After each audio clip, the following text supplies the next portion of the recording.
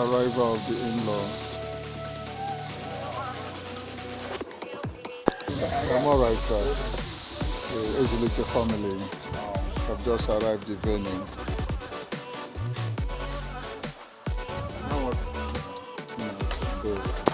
The man, Ezulike mother, welcome. Today is your day now. So, in a popular and is it? They are not doing no time. Okay. Please, I forgot. From Chukwuemeka Ezulike. Okay. California and Ebele. Oluebeube Amazu. Oluebeube Amazu. Oluebeube Amazu. Okay. So now I'm gonna right? Sure. I change can maybe the Kaima Cross. No, sir. Welcome.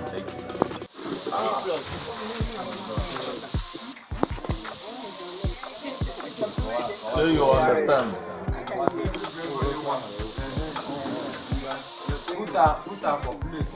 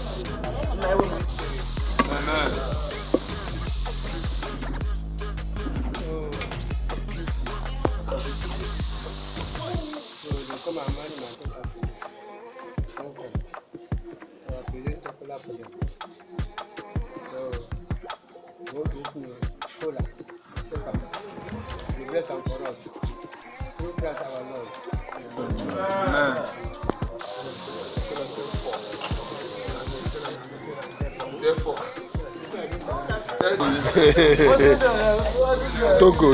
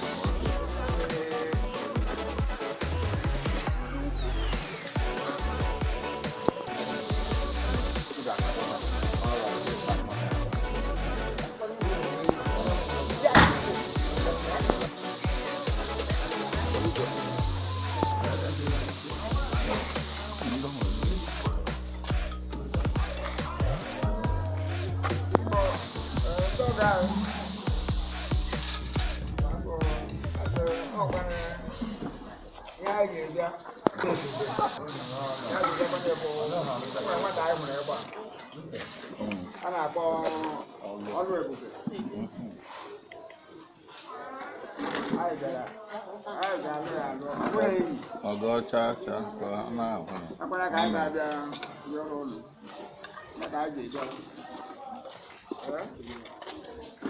Are you hearing? Yes.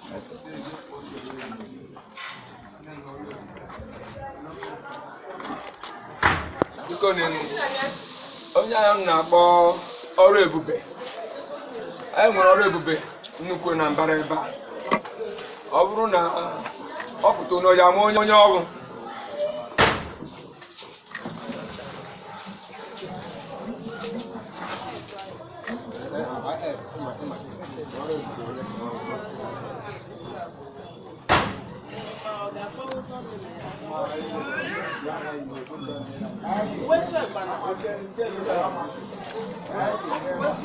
Jenny.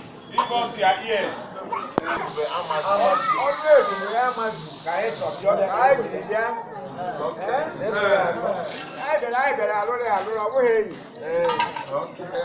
Downloaded. None.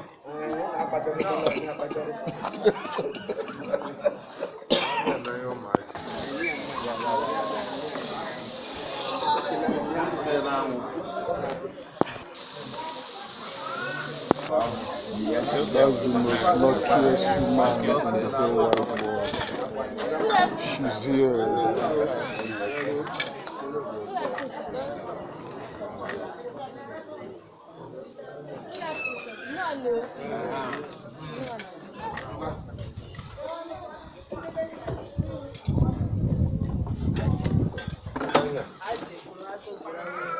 Good afternoon. Sit down here.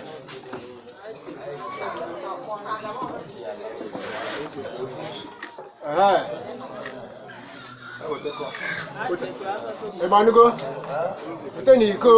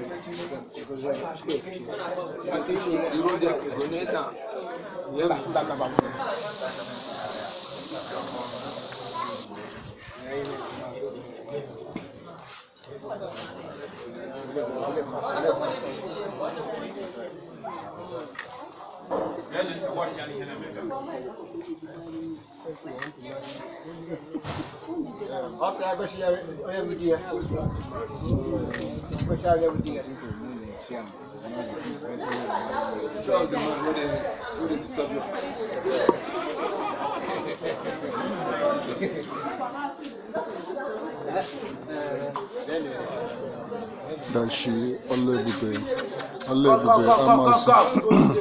Let me now. Come now. Oluebeube Amazu. Come now. Come now.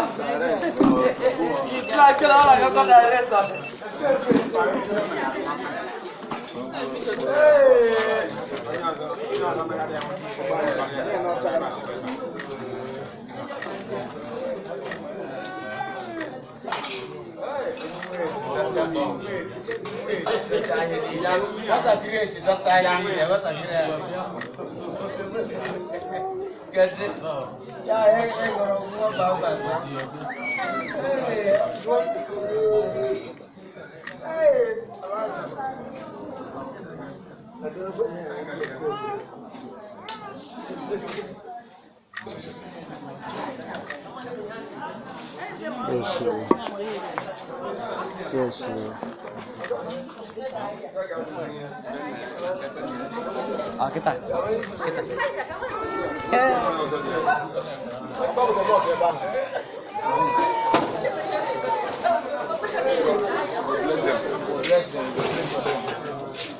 Cover that thing.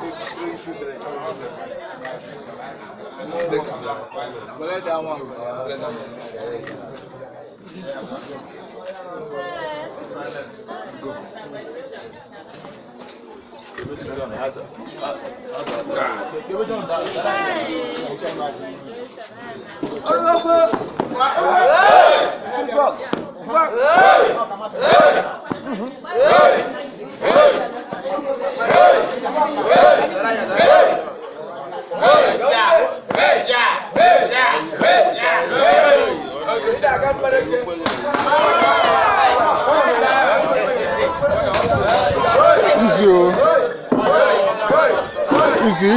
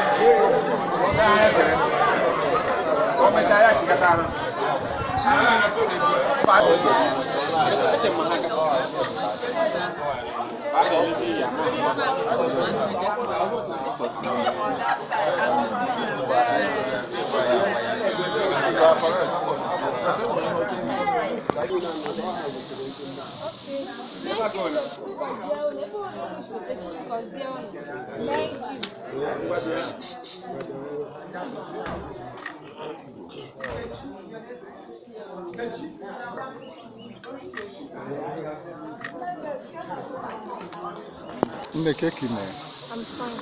What's your name? Oluebeube, today is your day now. Yes, sir. So how happy are you today? I'm very, very happy and grateful. Oh, serious? Yes. So we have paid your bride price today. Yes. Hmm? And who is this man that, what's the name of this man that's making you so happy? Chukwuemeka Ezulike of Umulekwe. Are you serious? Yes. Are you serious? So you'll be leaving your father's compound to live with him forever? Obviously. Okay. So you are happy, right? I'm very, very happy. Is there any other thing you want to tell us? Oh, I thank God for everything. At least there is no rain. Yeah. Everywhere is bright. Yeah. Today is blessed. Yeah. I thank God. Okay. Yes. All right. We are rejoicing with you. Thank you. It's your day. Enjoy yourself. Oh, thank you. Come cake, man. Here's our foggy. Ugochi Amazu. Oh, so I'm working at the no bus stop. Cake will be the cake. Oh, they do be them for an So you talk like I be here, so you know that. Okay, so what's the blessing you are giving your daughter? What blessing you are your daughter today? Okay.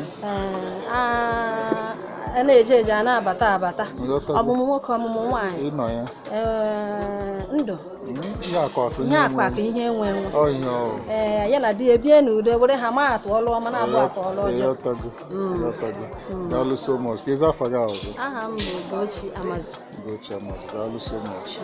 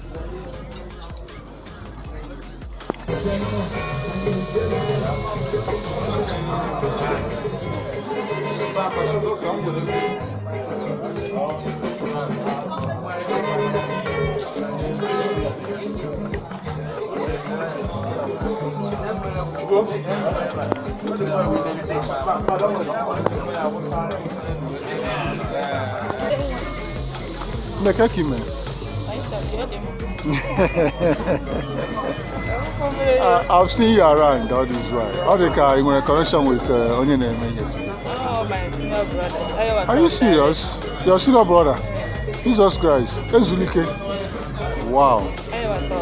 Are you serious? So go be the today. Okay, yeah. You're happy for him, right? All right. Here's our family.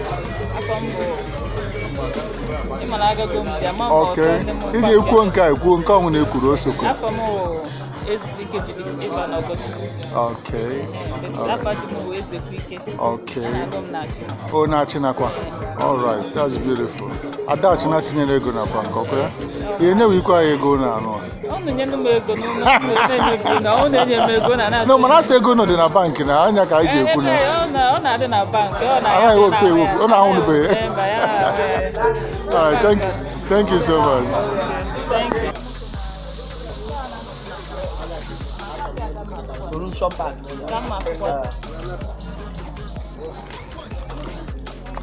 Ningo bye. Ị ga-eche m ya nọ ebe olu eche na.